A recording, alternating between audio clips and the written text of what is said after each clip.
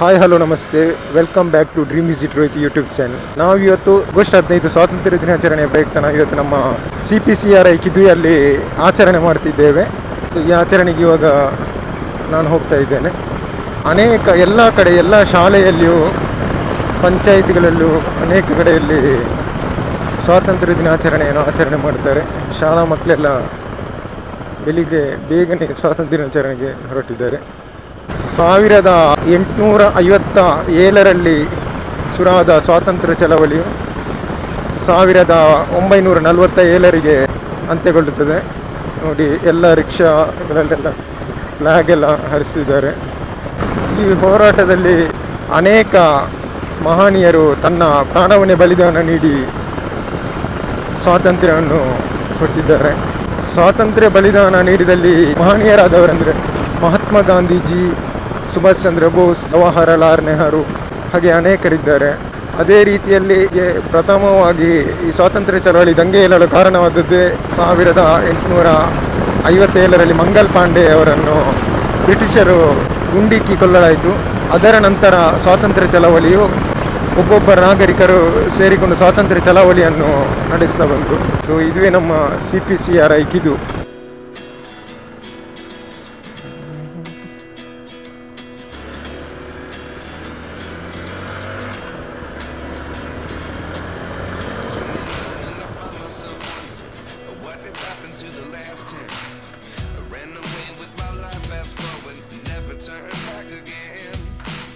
It's kind of funny that the more we pass time, the more we need to set them rewind. And 19 was the year I had to leave you, but now I'm seeing all the signs. Is this really happening? I can't believe it's true. I'm just as surprised as you. Is this really happening? I can't be too sure, but one day I'll be yours again.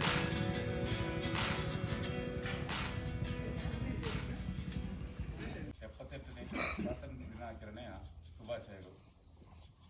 ಅದೇ ರೀತಿ ಇವತ್ತಿನ ನಮ್ಮ ಧ್ವಜಾರೋಹಣವನ್ನು ನಮ್ಮ ಸಂಸ್ಥೆಯಲ್ಲಿ ಹಿರಿಯ ಉದ್ಯೋಗಿ ಶ್ರೀಯುತ ಚೆನ್ನಪ್ಪ ಇವರು ನಡೆಸಿಕೊಡ್ಬೇಕು ಅಂತ ತಿಳಿಸ್ಕೊಡ್ತಾ ಇದ್ದೀವಿ.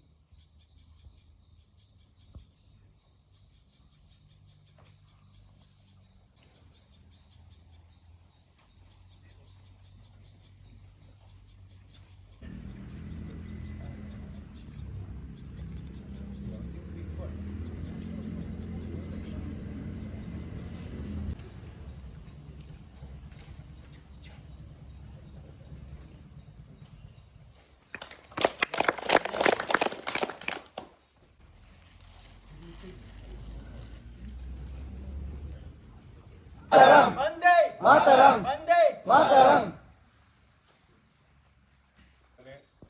ಸ್ವತಂತ್ರ ದಿನಾಚರಣೆ ಇದರ ಪ್ರಯುಕ್ತ ಇಲ್ಲಿ ನೆರೆದಿರ್ತಕ್ಕಂಥ ಎಲ್ಲ ಸಹೋದ್ಯೋಗಿಗಳಿಗೆ ಮೊದಲನೇದಾಗಿ ಭಾರತದ 78ನೇ ಸ್ವತಂತ್ರೋತ್ಸವದ ಶುಭಾಶಯಗಳು. ಎಲ್ಲರಿಗೂ ಕಾರಣ ಗೊತ್ತಿದೆ, ಸ್ವತಂತ್ರದ ಹಿಸ್ಟ್ರಿ, ಸ್ವತಂತ್ರ ಹೇಗೆ ಬಂತು, ಯಾವಾಗ ಬಂತು ಎಲ್ಲದು. ಆದರೆ ಯಾಕೆ ಬಂತು ಅನ್ನೋದು ಮುಖ್ಯ. ಯಾಕೆ ಬೇಕು ಸ್ವತಂತ್ರ? ಸ್ವತಂತ್ರ ಬೇಕಾ ಬೇಡವಾ? ಅದನ್ನ ಉಳಿಬೇಕಂತ. ಯಾಕಂದ್ರೆ ಕಾಲಘಟ್ಟಗಳು ಚೇಂಜ್ ಆಗ್ತಾ ಹೋಗ್ತದೆ. ಕಾಲಘಟ್ಟ ಚೇಂಜ್ ಆಗ್ತಾ ಹೋದಾಗೆ ಅದಕ್ಕೆ ಬೇರೆ ಬೇರೆ ರೀತಿಯ ಅಡೆತಡೆಗಳು, ಬೇರೆ ಬೇರೆ ಕಾರಣಗಳಿಂದ. ಈಗ ನೋಡಿದ್ದೇವೆ ನಾವು, ಈಗ ಶ್ರೀಲಂಕಾ, ಬಾಂಗ್ಲಾ ಅಲ್ಲಿ ವಿಷಯಗಳು ನೋಡ್ತಾ ಇದ್ದೀರಿ. ಯಾವ ಥರನೂ ನಮ್ಮ ದೇಶದಲ್ಲೂ ಆಗ್ಬೋದು. ಅದಕ್ಕೆ ನಾವು ಸ್ವತಂತ್ರ ಭಾರತ ಅಂದ್ರೇನು? ಮೊದಲನೇದಾಗಿ ವಾಕ್ ಸ್ವಾತಂತ್ರ್ಯ.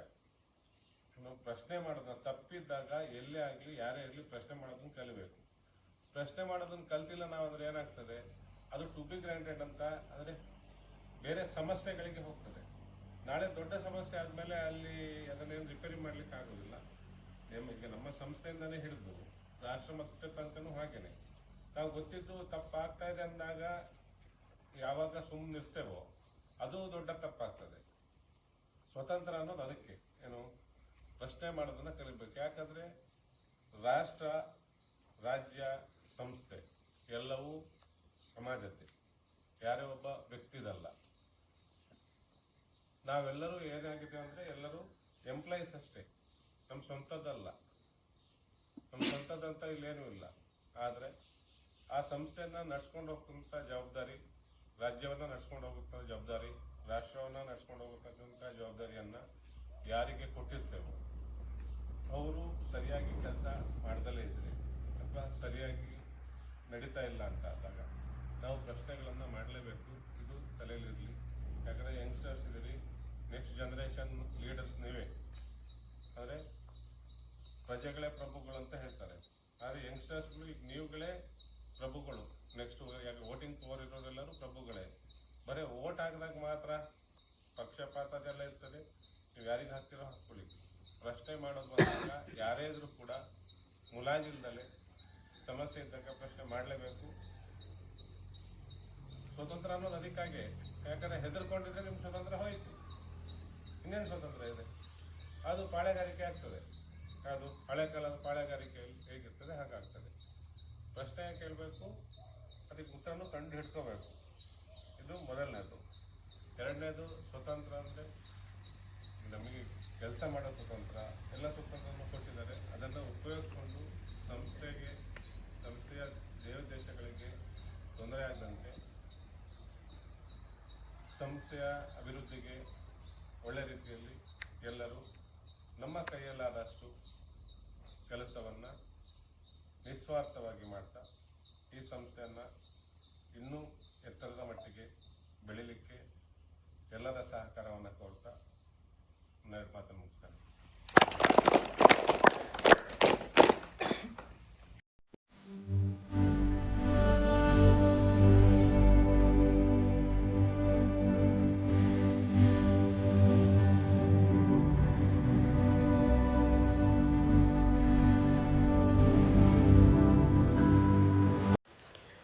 ಇದು ನಮ್ಮ CPCRI ಕಿದು ನೆಟ್ಟಣ ರಿಸರ್ಚ್ ಸೆಂಟರ್. ಇದು ನೋಡಿ, ಅಲ್ಲಿ ಮುಂದೆ ಕಾಣುವುದು ಅದು ಕ್ಯಾಂಟೀನ್. ಅದು ನಮ್ಮ ಕ್ಯಾಂಪಸ್ನ ಕ್ಯಾಂಟೀನ್ ಅದು. ಸೊ ಕ್ಯಾಂಟೀನಲ್ಲಿ ಒಂದು ಲಘು ಉಪಹಾರವನ್ನು ಮಾಡಿದ್ದಾರೆ ಇವತ್ತು ಸ್ವಾತಂತ್ರ್ಯ ದಿನಾಚರಣೆ ಪ್ರಯುಕ್ತ. ಈಗ ನಾವು ಅಲ್ಲಿಗೆ ಹೋಗ್ತಾ ಇದ್ದೇವೆ.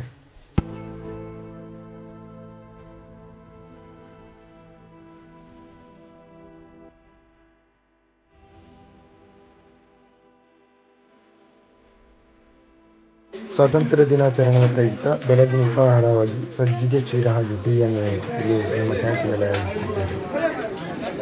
ಎಲ್ಲರಿಗೂ 78ನೇ ವರ್ಷದ ಸ್ವಾತಂತ್ರ್ಯ ದಿನದ ಶುಭಾಶಯಗಳು. ಧ್ವಜವನ್ನು ಹಾರಿಸಿ ಸ್ವತಂತ್ರ ದಿನದ ಸಂಭ್ರಮವನ್ನು ಆಚರಿಸಿ. ಎಲ್ಲರಿಗೂ ಶುಭವಾಗಲಿ. ಬೋಲೋ ಭಾರತ್ ಮಾತಾ ಕಿ ಜೈ. ವೀಕ್ಷಕರೇ, ನನ್ನ ಈ ಚಾನೆಲ್ ಅನ್ನು ಸಬ್ಸ್ಕ್ರೈಬ್ ಮಾಡಿ. Dream visit Rohit.